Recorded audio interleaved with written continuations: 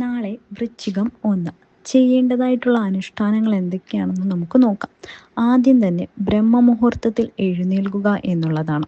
ഇതിന് സാധിക്കാത്തവർ സൂര്യൻ ഉദിക്കുന്നതിന് മുൻപും എഴുന്നേൽക്കാം. അതിനുശേഷം നിങ്ങൾ ആദ്യം തന്നെ കാണേണ്ടത് നിങ്ങളുടെ ഇരു കൈകളായിരിക്കണം. മലർത്തിപ്പിടിച്ച ഇരു കൈകൾ ആയിരിക്കണം ആദ്യം ദർശിക്കേണ്ടത്. ഇത് ദർശിച്ച ശേഷം നിങ്ങൾക്ക് ഇങ്ങനെ പറയാം: കരാഗ്രേ വസതേ ലക്ഷ്മി, കരമധ്യേ സരസ്വതി, കരമൂലെ സ്ഥിതാ ഗൗരി, പ്രഭാതേ കരദർശനം എന്ന് പറഞ്ഞുകൊണ്ട് നിങ്ങൾക്ക് എഴുന്നേൽക്കാം. എഴുന്നേൽക്കുമ്പോൾ നിങ്ങൾ നിങ്ങളുടെ പാദം ഭൂമിയിൽ സ്പർശിക്കുന്നതിന് മുൻപ് ഭൂമിദേവിയെ നമസ്കരിക്കണം. കൈകൾ കൊണ്ട് ഭൂമിദേവിയെ തൊട്ടു വണങ്ങിയ ശേഷം മാത്രമേ എഴുന്നേൽക്കാവൂ. അടുത്തതായി നിങ്ങൾക്ക് ചെയ്യാൻ കഴിയുന്നത് നിങ്ങൾ കിടന്ന ബെഡ് വിരിച്ചിടുക എന്നുള്ളതാണ്.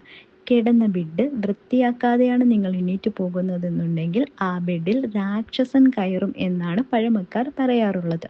അതുകൊണ്ട് തന്നെ നിങ്ങളുടെ വീട്ടിൽ പോസിറ്റീവ് എനർജി നിറയ്ക്കണമെന്നുണ്ടെങ്കിൽ നമ്മൾ എണീറ്റ ഉടനെ തന്നെ ബെഡ് ക്ലീൻ ചെയ്യണം.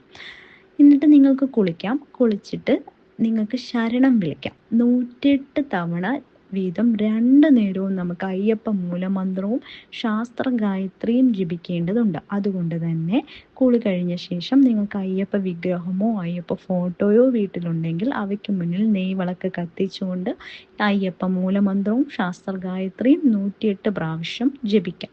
അയ്യപ്പ മൂലമന്ത്രം ജപിക്കുന്നത് എല്ലാത്തര ദോഷങ്ങളിൽ നിന്നും നിങ്ങളെ അകറ്റി നിർത്താൻ സഹായിക്കും.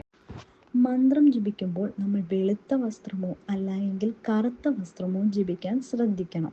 ഈ ജപം നമുക്ക് 41 ദിവസം എത്തുമ്പോഴേക്കും മാറ്റം അനുഭവിച്ചറിയാനായി സാധിക്കും. സ്ത്രീകൾക്കും പുരുഷന്മാർക്കും ഈ മന്ത്രം ജപിക്കാവുന്നതാണ്. ജാതിയും മതവും ലിംഗഭേദവും ഇല്ലാത്ത ഭഗവാനാണ് കലിയുഗ വരദൻ.